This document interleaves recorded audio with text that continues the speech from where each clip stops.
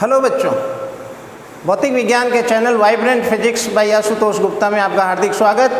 हम क्लास 12 की भौतिक विज्ञान का अध्ययन कर रहे हैं और इसके पार्ट 5 को लेकर आज हाजिर हुए हैं। इससे पहले 4 वीडियो बना चुके हैं। चौथे पार्ट में हमने विभव मापी को प्रारंभ किया था, जिसमें विभव मापी की बनावट और विभव मापी के सिद्धांत पर विचार किया।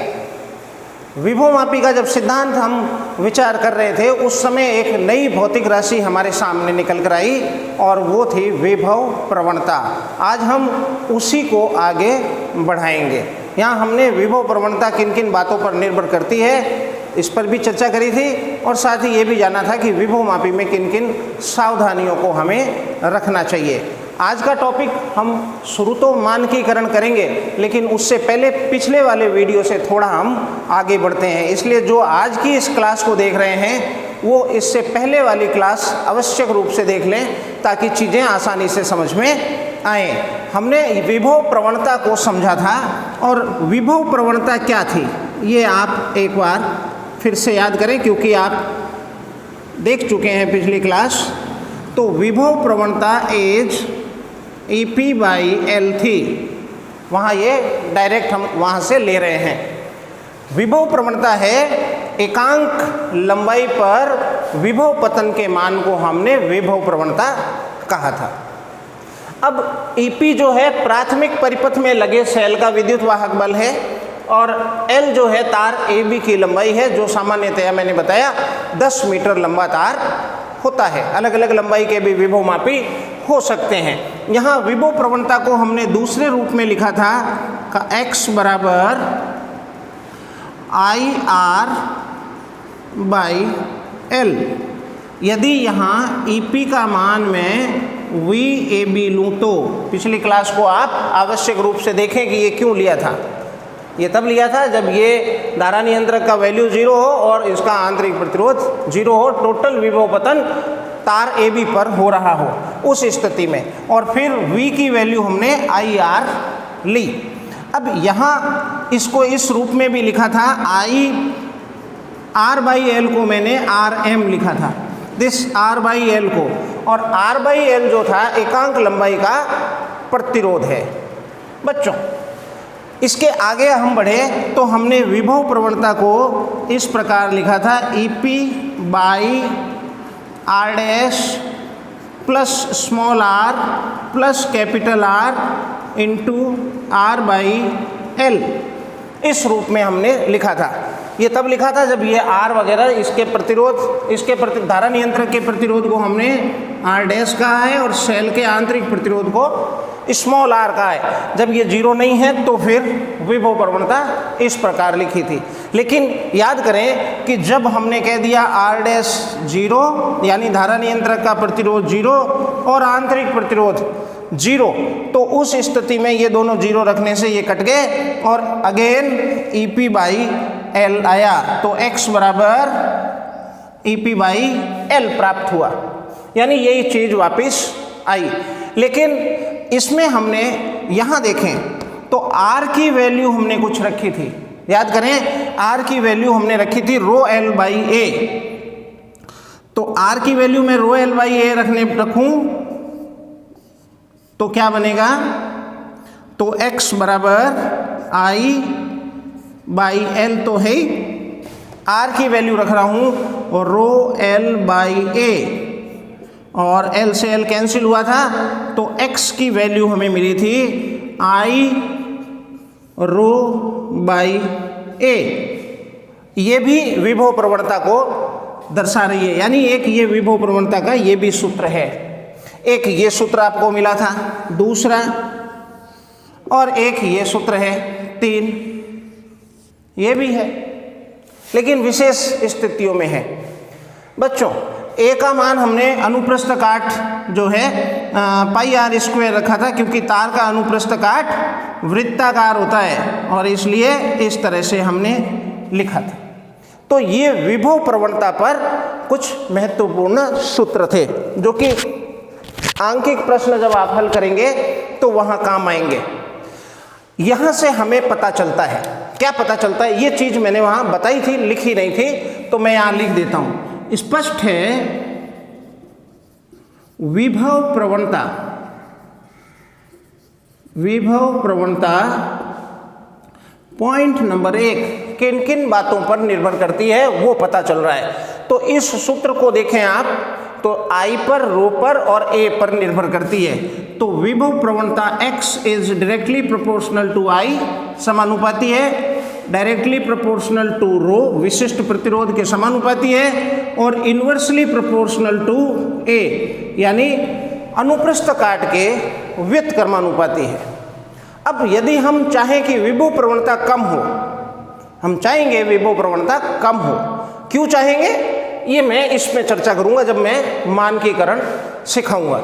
तो अगर विभव प्रवणता कम हो तो हम ये कर सकते हैं, धारा कम करें, पदार्थ का विशिष्ट प्रतिरोध कम करें और अनुप्रस्थ काट को बढ़ाएं। अभी के लिए याद करो, उसमें मैं बाद में अलग से आपको समझाऊंगा। दूसरी बात, इस फॉर्मूले पे हमने विचार कर लिया, अब हम आए तो इस फॉर्मूले पे आप विचार करो। तो विभव प्रवणता किन किन पर निर्भर कर रही है? ईपी पर कर रही है, धारा नियंत्रक के प्रतिरोध पर कर रही है, सेल के आंतरिक प्रतिरोध पर कर रही है, तार के प्रतिरोध पर कर रही है और तार की लंबाई पर कर रही है। तो मैं लिखूं निर्भर करती है तथा पहली बात है धारा नियंत्रक के प्रतिरोध,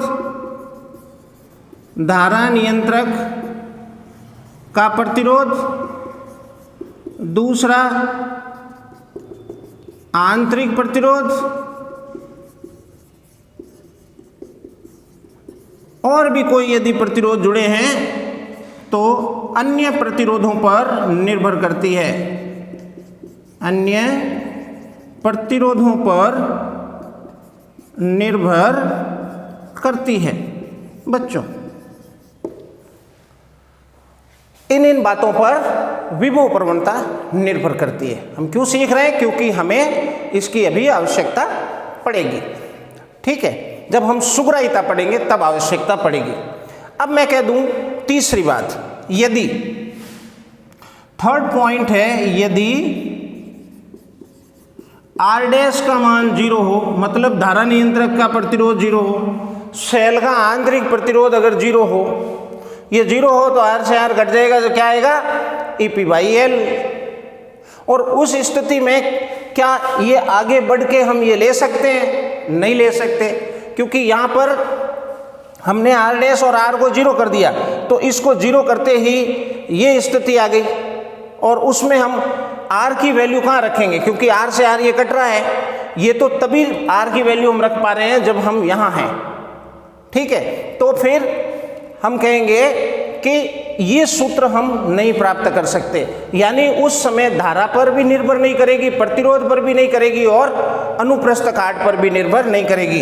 यदि हो तो विभव प्रवणता का मान धारा पर,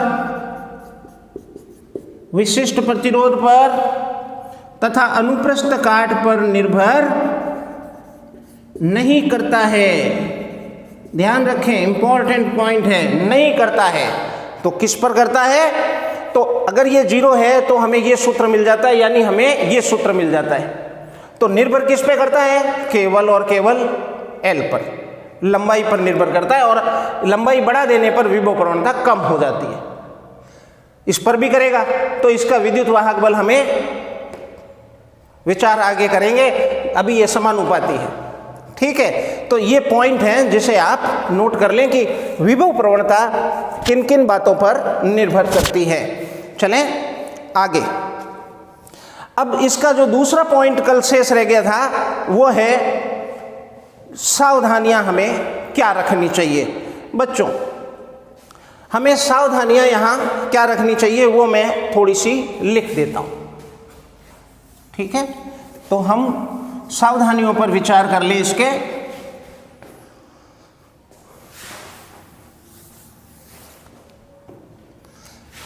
सावधानियां मैंने बताई थी, फटाफट बता के मैंने वीडियो ख़त्म कर दिया था, लेकिन आज हम लिख देते हैं यहाँ सावधानियां क्या होनी चाहिए।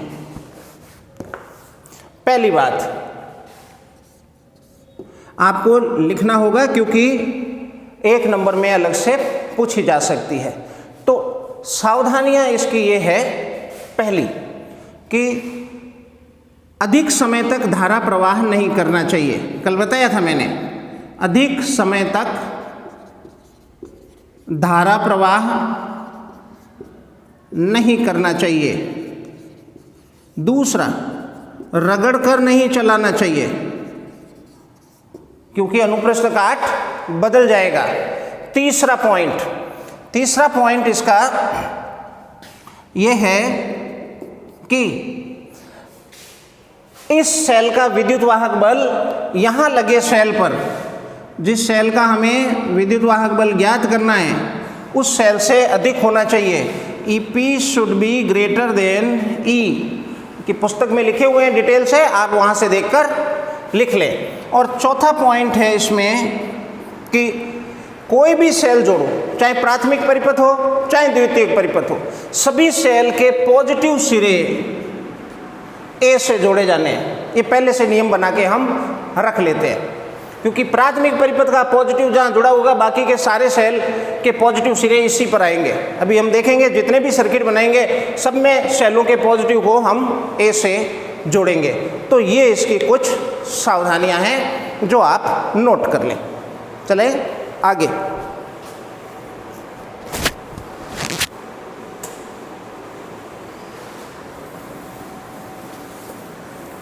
आगे बढ़ें। मानकीकरण क्या है?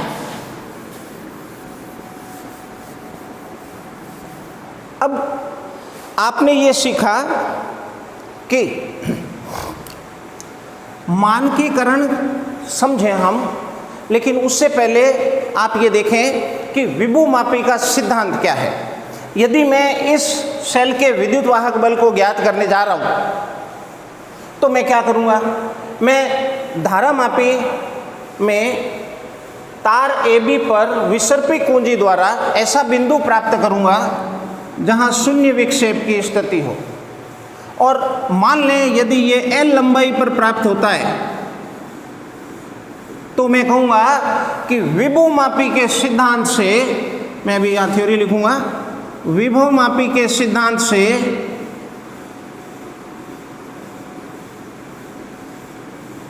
इस सेल का विद्युत वाहक बल E क्या होगा?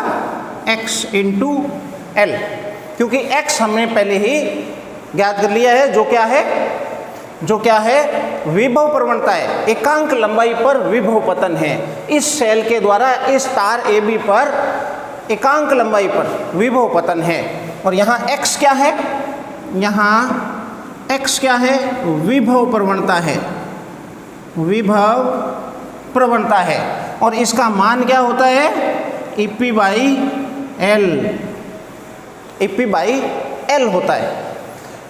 लेकिन सोचें आप कि X का मान हमें पहले निकालना पड़ेगा, और हमने कहा कि यदि ये 10 वोल्ट की बैटरी है मान लो, और तार 10 मीटर लंबा है, तो X की वैल्यू कितनी आई? 10/10 मतलब 1 वोल्ट प्रति मीटर, ये X आई। लेकिन सोचें ये सूत्र कब लागू है? ये सूत्र तब लागू है जब धारा नियंत्रक का प्रतिरोध 0 हो, सेल का आंतरिक प्रतिरोध 0 हो। लेकिन ऐसा हो नहीं सकता, ऐसा हमें मिल नहीं सकता। तो फिर विभव प्रवणता का ये सूत्र लागू नहीं होगा। यदि धारा नियंत्रक का प्रतिरोध यहाँ 0 नहीं है, जो कि नहीं होगा, कुछ न कुछ होगा प्रतिरोध, और आंतरिक प्रतिरोध भी 0 नहीं होगा, कुछ न कुछ होगा, उस स्थिति में ये सूत्र लागू नहीं होगा। तो कौन सा सूत्र लागू होगा? उस स्थिति में विभव प्रवणता का सूत्र लागू होगा EP/R' plus R small r plus capital R into R/L। ये फॉर्मूला लागू होगा जो कि कल आपने सीखा है। अब यहाँ अगर मैं R' और R 0 कर दूँ तो R और R कट जाएगा, तो EP/L रह जाएगा, ये सूत्र आ जाएगा हमारे पास। लेकिन ऐसा होगा नहीं, तो क्या होगा? तो हमें X यानी विभव प्रवणता ज्ञात करने के लिए धारा नियंत्रक का प्रतिरोध और सेल का आंतरिक प्रतिरोध ज्ञात होना चाहिए, और ये ज्ञात होता नहीं। धारा नियंत्रक का प्रतिरोध हमें ज्ञात नहीं होता, सेल का आंतरिक प्रतिरोध भी हमें ज्ञात नहीं होता, या इसको ज्ञात करने के लिए एक अलग प्रयोग करना पड़ेगा। तो उस स्थिति में हम विभव प्रवणता का मान यथार्थता से ज्ञात नहीं कर सकते।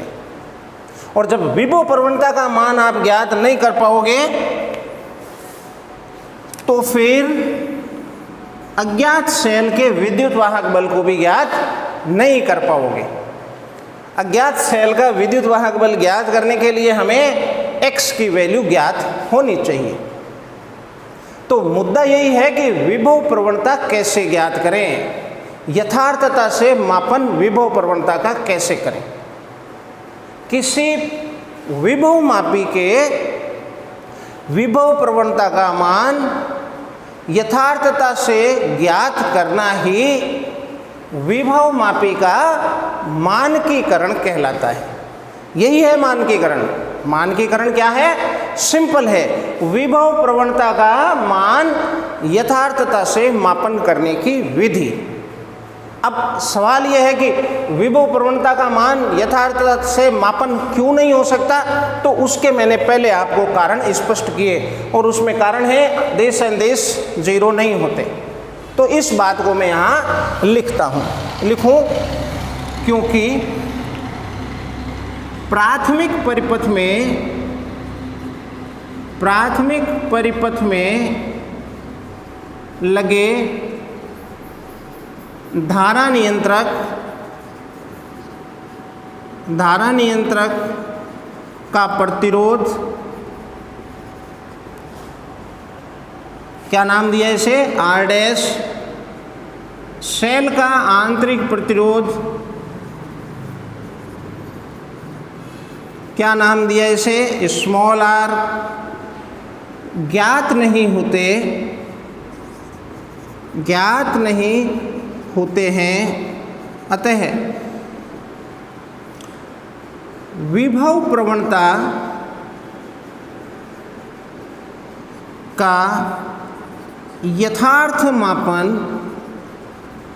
नहीं होता है, यथार्थ मापन नहीं होता है। बच्चों, अब यथार्थ मापन करें तो जो यथार्थ मापन करने की स्थिति है उसी को हम मानकीकरण कहते हैं। अतः विभव प्रवणता का मान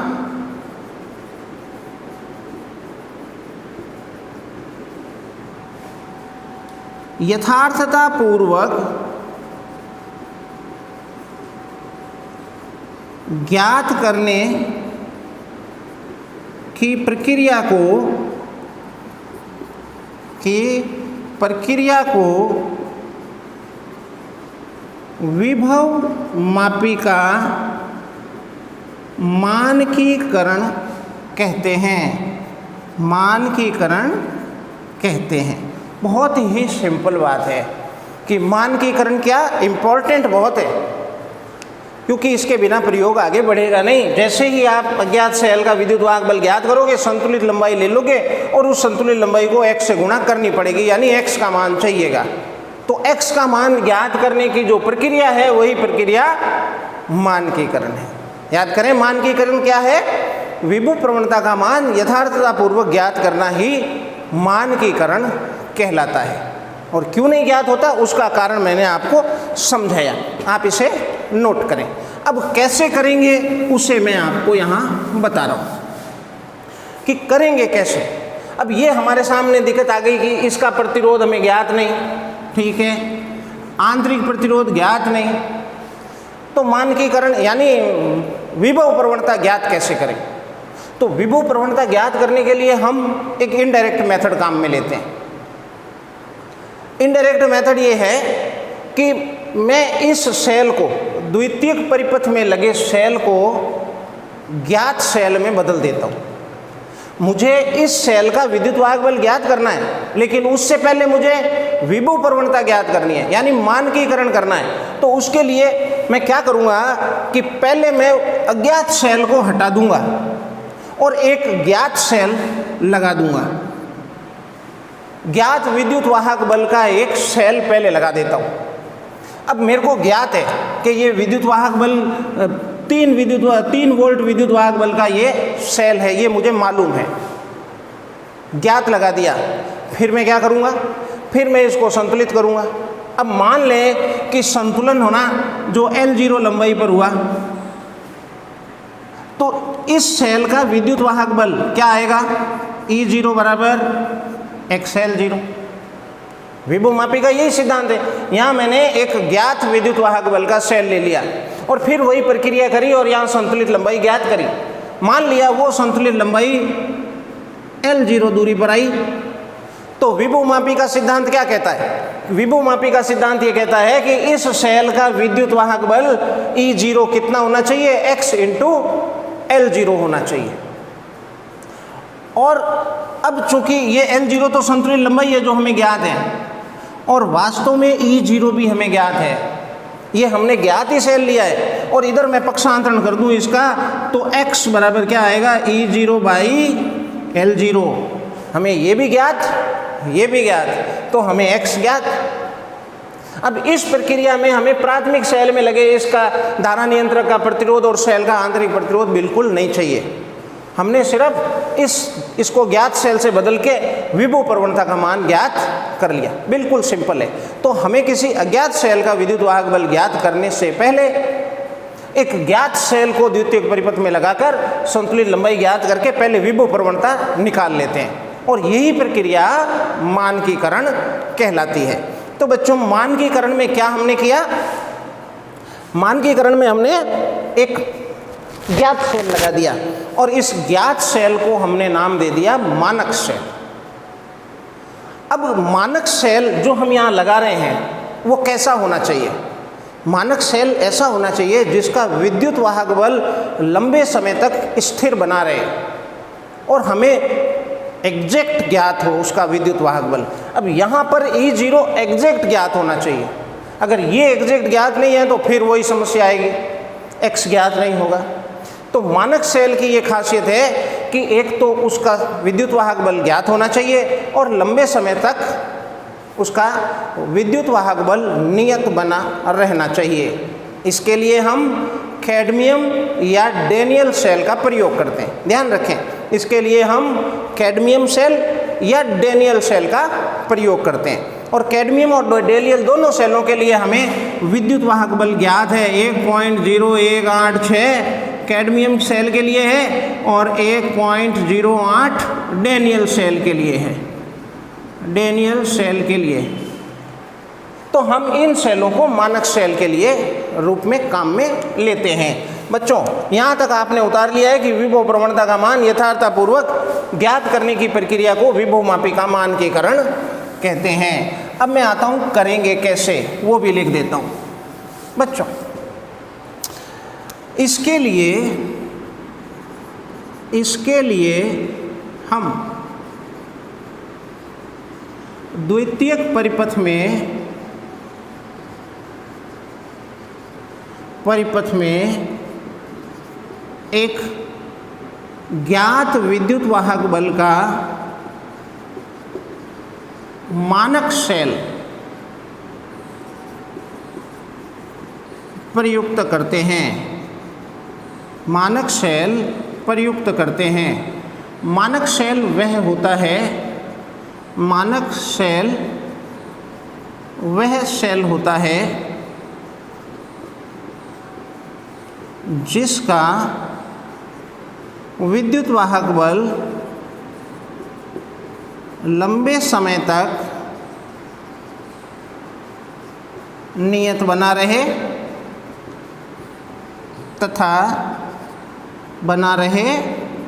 तथा यथार्थता से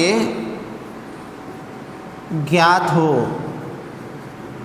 कौन ज्ञात हो? विद्युत वाहक बल यथार्थपूर्वक ज्ञात होना चाहिए।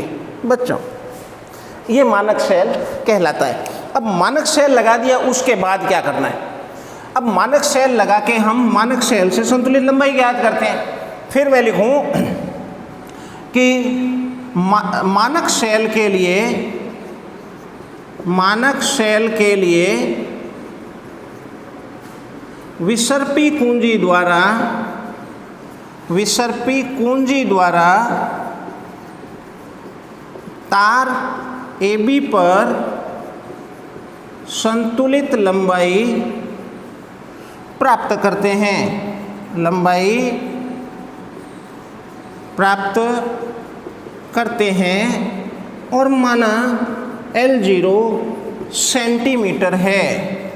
अतः विभवमापी के सिद्धांत से, तो विभवमापी का सिद्धांत क्या कहता है?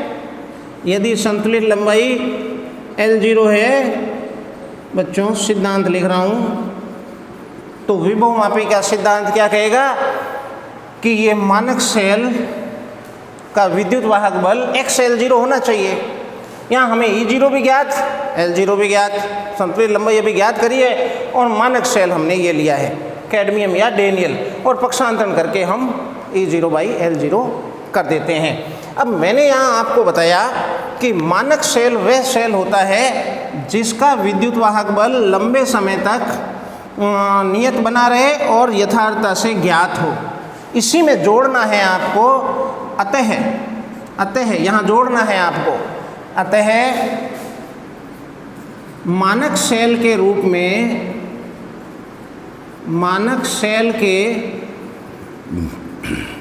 में कैडमियम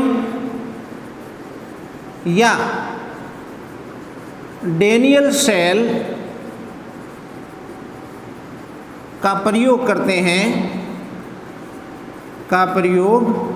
करते हैं जिसका विद्युत वाहक बल थोड़ा ताप पर निर्भर करता है, इसलिए बता रहा हूँ 20 डिग्री सेंटीग्रेड पर 1.0186 वोल्ट व 1.08 वोल्ट होता है। ये यहाँ आप बता दें और इसे ध्यान भी रखें क्योंकि ये वाइवा में पूछा जाता है। क्योंकि आप पढ़ोगे तो प्रैक्टिकल भी करना पड़ेगा और जब प्रैक्टिकल करोगे तो फिर वाइवा होगा और उस वाइवा में ये सामान्यतया पूछा जाता है कि बच्चे को इसकी जानकारी है या नहीं। तो इसमें आप ये जोड़ दें और फिर L0 हुई है तो ये आप विभवमापी के सिद्धांत से लिख सकते हैं। तो इसके आगे मैं लिखूंगा अतः इस प्रकार E0 व L0 का मान रखकर x का मान ज्ञात कर लिया जाता है। यही प्रक्रिया क्या कहलाती है? मानकीकरण कहलाती है। लिख दें आगे, कहलाती है। तो ये है मानकीकरण जो बहुत ही सिंपल है। 2 लाइन में बताऊं मानकीकरण क्या है। तो विभवमापी के विभव प्रवणता का मान ज्ञात करना मानकीकरण है, पहली लाइन। और दूसरी लाइन ये कि इसके लिए हम ज्ञात सेल लगाकर विभवमापी का सिद्धांत लगा देते हैं, ये मानकीकरण है। आप नोट कर ले। चलते हैं एक और टॉपिक की ओर। विभवमापी की सुग्राह्यता से क्या तात्पर्य है? सुग्राही शब्द का उपयोग उपकरणों के लिए किया जाता है। ऐसा उपकरण जो अल्पतम वैल्यू को नाप सकता है अधिक सुग्राही होता है। यदि 2 उपकरणों की तुलना करें तो एक उपकरण में स्केल ले लूँ जो 0.1 सेंटीमीटर को नाप सकता है न्यूनतम, और एक मैं वर्नियर कैलिपर्स ले लूँ जो 0.1 सेंटीमीटर के भी 10वें भाग को नाप सकता है। और इसलिए हम कह सकते हैं कि वर्नियर कैलिपर्स अधिक सुग्राही है। प्रत्येक वह उपकरण जो न्यूनतम से न्यूनतम राशि को नाप सके अधिक सुग्राही होता जाता है। जो उपकरण जितना अधिक न्यून राशि को माप सकता है, भौतिक राशि को माप सकता है, वो उतना ही अधिक सुग्राही होता है। और इसलिए यदि मैं विभवमापी की सुग्राह्यता की बात कहूँ तो विभवमापी वो अधिक सुग्राही होगा जो अल्प विद्युत वाहक बल को मापे। क्योंकि विभवमापी विद्युत वाहक बल का मापन कर रहा है, विभवांतर का मापन कर रहा है। और यदि वो अल्प से अल्प विद्युत वाहक बल या विभवांतर नाप सकता है तो वो विभवमापी सुग्राही कहलाता है। अब विभवमापी अल्पतम विद्युत वाहक बल को नापे, कम से कम को नापे, इसके लिए क्या जरूरी? क्योंकि हम विभवमापी के सिद्धांत से हम जानते हैं, क्या जानते हैं कि किसी भी सेल का विद्युत वाहक बल यदि आपको ज्ञात करना है तो विभवमापी का सिद्धांत E बराबर XL0। ये तो संतुलित लंबाई आएगी, हम इसको x यानी विभव प्रवणता से गुणा करेंगे तो विद्युत वाहक बल आएगा। अब कम से कम विद्युत वाहक बल को भी नापना है, इसलिए x का मान कम से कम होना चाहिए।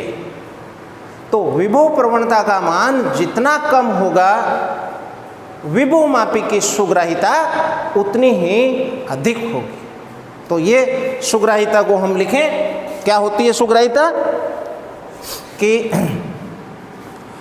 कोई विभवमापी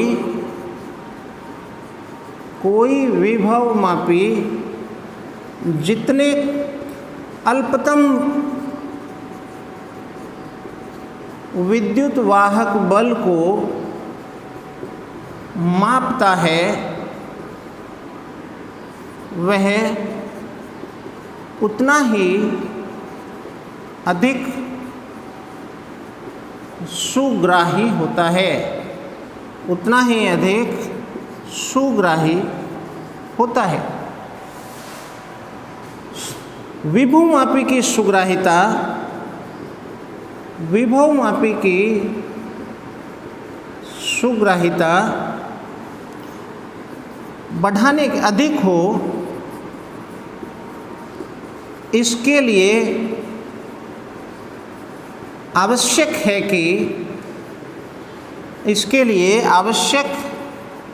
है कि विभव प्रवणता का मान,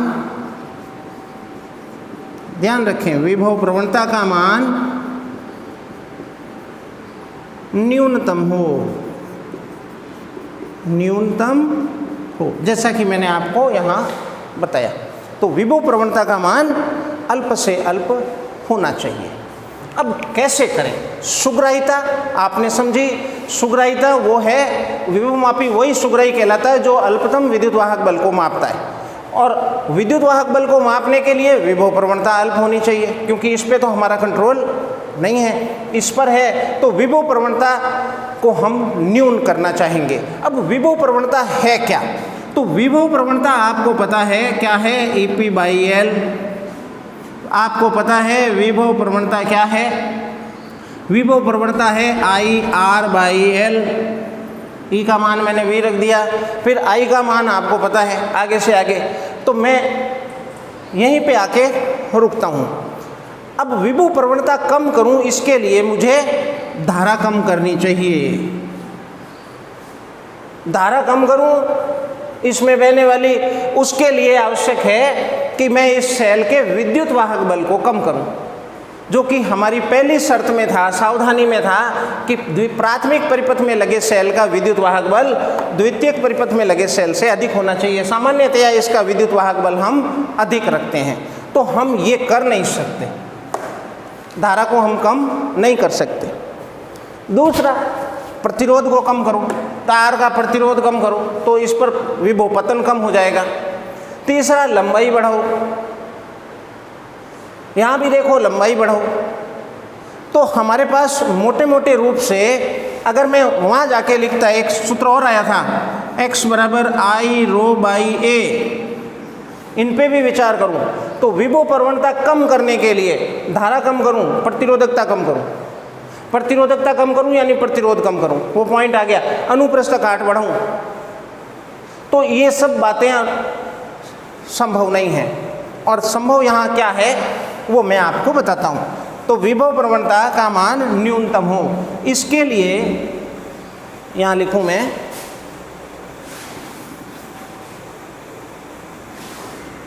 इसके लिए पॉइंट नंबर 1, प्रवाहित धारा के मान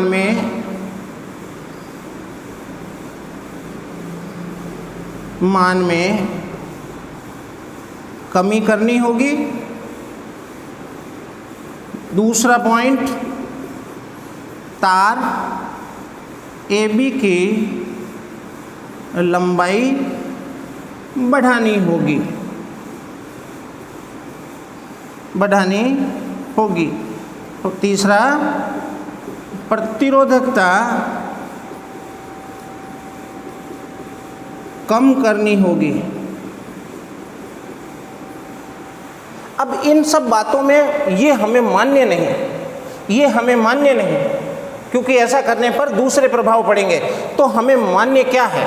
हमें सिर्फ ये मान्य है कि इससे कोई फर्क नहीं पड़ेगा, और इसलिए हम ये बात मान लेते हैं। और इसीलिए विभवमापी के तार AB की लंबाई हम अधिकतम रखते हैं। 10 मीटर कहा है, 20 मीटर भी रखी जा सकती है। जितना अधिक इस तार की लंबाई को बढ़ाएंगे उतनी अधिक विभव प्रवणता कम होगी, बढ़ाएंगे विभव प्रवणता उतनी कम होगी, और जितनी विभव प्रवणता कम होगी उतना ही विभवमापी सुग्राही होगा।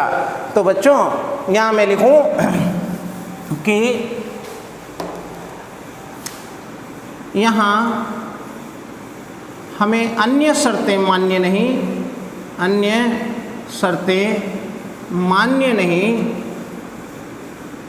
क्यों नहीं मान्य? क्योंकि धारा कम करेंगे तो विभव कम हो जाएगा। तो मैं लिखूं अतः मान्य नहीं, अतः केवल तार AB की लंबाई बढ़ाकर विभव प्रवणता कम करते हैं, जिससे विभवमापी की सुग्राहिता बढ़ जाती है। तो बच्चों आज ये विभवमापी लगभग कंप्लीट हुआ है, हालांकि इसके अनुप्रयोग बाकी हैं। हमने विभवमापी को पूरी तरह से सीख लिया। विभवमापी की बनावट, विभवमापी का सिद्धांत, विभव प्रवणता की निर्भरता, विभवमापी का मानकीकरण और विभवमापी की सुग्राहिता, इतनी चीज़ें हमने सीख ली है। अब इस विभवमापी का क्या क्या उपयोग किया जाएगा, तो 3 अनुप्रयोग हम आने वाली क्लास में सीखेंगे, जो हम पार्ट 6 इसका देखेंगे। वो तुम्हारे प्रैक्टिकल में भी है, तो मैं इसके प्रैक्टिकल के भी वीडियो बनाऊंगा, तब भी आपको और समझ में आएगा। तो आज की क्लास में इतना ही, मिलते हैं अगले वीडियो में पार्ट 6 में। 2 क्लास और बनेगी, तब तक के लिए पढ़ते रहिए, जो प्रकृति का आनंद है उसे लेते रहिए। Thank you.